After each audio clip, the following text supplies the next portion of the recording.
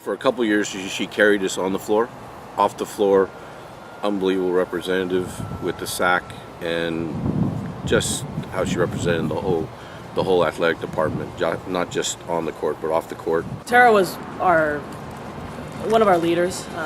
We had a solid team. We were all really close. And she was definitely one of the key players in that. On the court, she was our go-to. She was one of the hardest playing players I've ever played with or coached. To immediately raised the level of intensity in practice, in games. Very competitive, hardworking. Didn't take days off.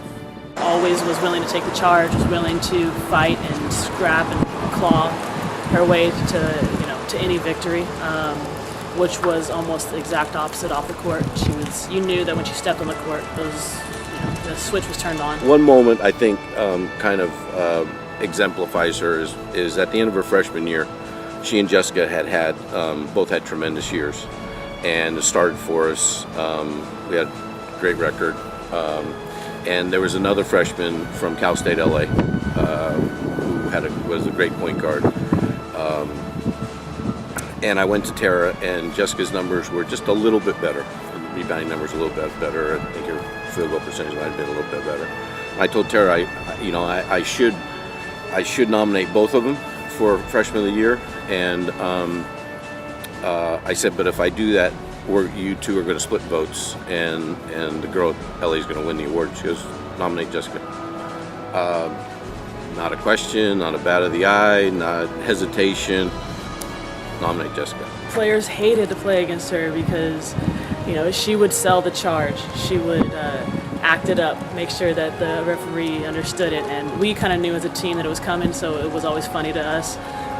But it also got us fired up. Her senior year was a really tough one.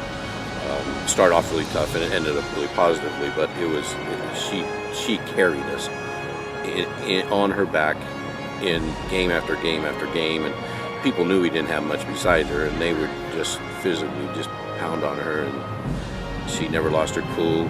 We get a little feisty every now and then, but she never lost her cool. Off the court, she was the life of our team. So there was a lot of things she did off the court to just little memories here and there that I still look back on and I enjoy. Just knowing that I was a friend of hers at that time and that I'm still to this day. She gave everything she possibly could give to this program. Including leaving a couple of teeth on the floor. That's a good story. Pretty sure it was San Francisco State, and somebody came and smacked her head, and 2 teeth come flying out, and she's crying, and I think she's hurt. And she goes something like, "My mother's going to kill me. I don't have my mouthpiece in." I really feel like out of the group that we were, she's one that definitely deserves this honor, and I think it's outstanding that she can get this. All of us have special kids. That's why we do this. We get attached to these young people that become grown-ups and stuff. I was really happy for her. I called her the day I found out.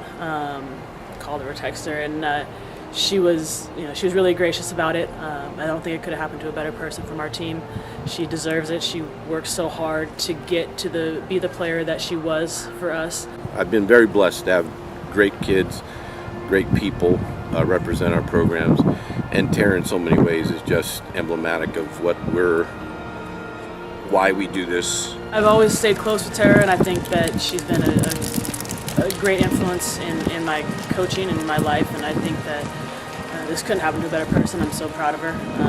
I'd say congratulations, and sorry I can't be there, but I really am very proud and very happy for her that she was able to get this award.